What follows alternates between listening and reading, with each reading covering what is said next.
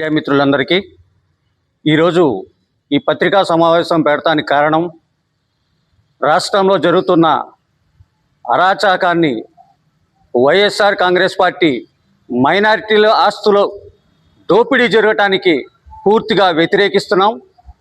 ఈరోజు గుంటూరు జిల్లా, నెల్లూరు జిల్లా వక్ఫ్ బోర్డ్ ఆస్తుల మీద ఈ కూటమి ప్రభుత్వం కబ్జాలు చేసుకొని మైనారిటీలకు ఉన్న ఆస్తులను ఐటీ కంపెనీలు కానీ, స్కూళ్ళు కానీ, స్కేడాలర్షిప్ స్కూల్ కానీ ఎంత మైనారిటీల ఆస్తుల ఆక్రమణలకు మీరు పాల్పడుతున్నారో ఈరోజు అంజుమనే ఇస్లామియా అనే గుంటూరులో ఒక ధార్మిక సంస్థని నడుపుతున్న దాని అధ్యక్షుడు,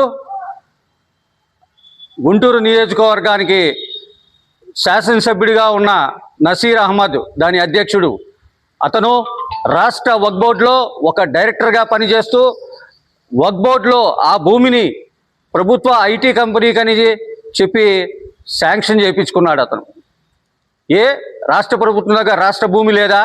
వక్ఫ్ బోర్డు ఆస్తులే కావాలా? వక్ఫ్ బోర్డు ఆస్తులే కావాలా రాష్ట్రంలో?